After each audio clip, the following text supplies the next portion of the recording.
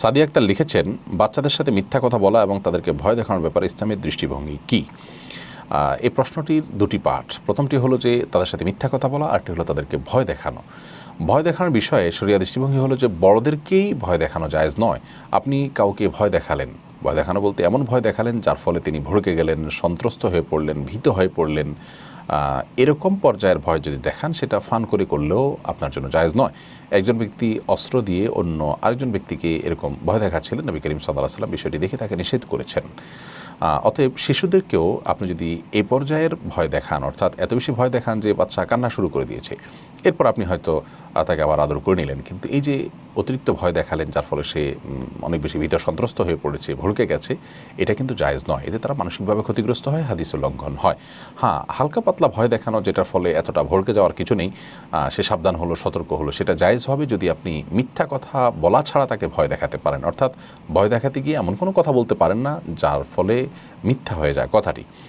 বাচ্চাদের সাথে মিথ্যা কথা বলার ব্যাপারে শরিয়ার দৃষ্টিকোণ হলো একেবারে পরিষ্কার যে বড়দের সাথে মিথ্যা কথা বলা যেরকম নাজায়েজ এবং গুনাহের কথা, বাচ্চাদের সাথে শিশুদের সাথে মিথ্যা কথা বলা এটাও একইভাবে নাজায়েজ এবং হারাম কথা।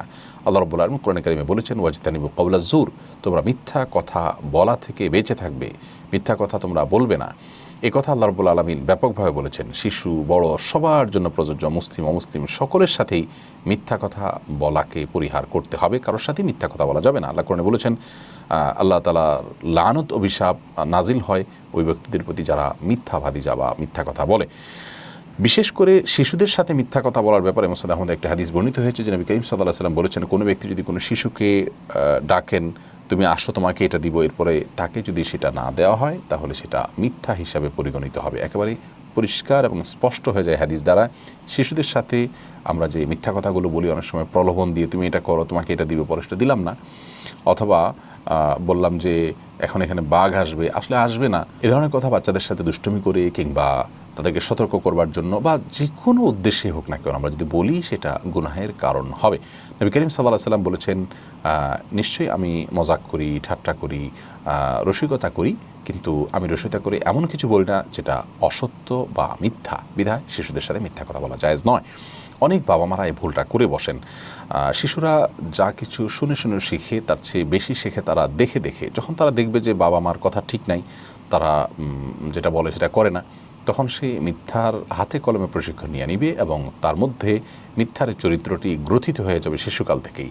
এজন্য বাচ্চাদের সাথে মিথ্যা কথা বলা জায়েজ নয়। ঘুম পাড়ানোর সময় আমরা অনেক সময় অনেক গল্প টল্প বলি।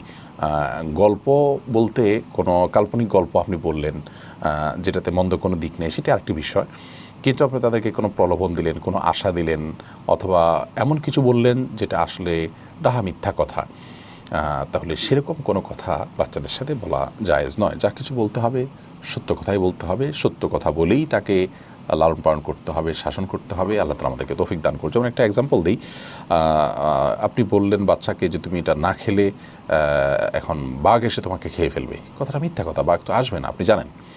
তো এইভাবে না বলে আপনি যদি বলেন যে তুমি যদি আমার এই কথা না শোনো, আর যদি আল্লাহ তাআলা এখানে একটা বাঘ পাঠিয়ে দেন বা একটা বাঘ যদি চলে আসে তাহলে কি হবে, এটা তো কথার কথা, যদি আসে তাহলে কি হবে। তো এই ধরনের কথা বলে আপনি তাকে একটু সতর্ক করতে পারেন, যেখানে মিথ্যাও হবে না, আবার সে খুব বেশি ভড়কেও যাবে না। তো খোলাসা কথা হলো, বাচ্চাদের সাথে মিথ্যা কথা বলা জায়েজ নয়, সেটা যে উদ্দেশ্যে আপনি বলেন না কেন।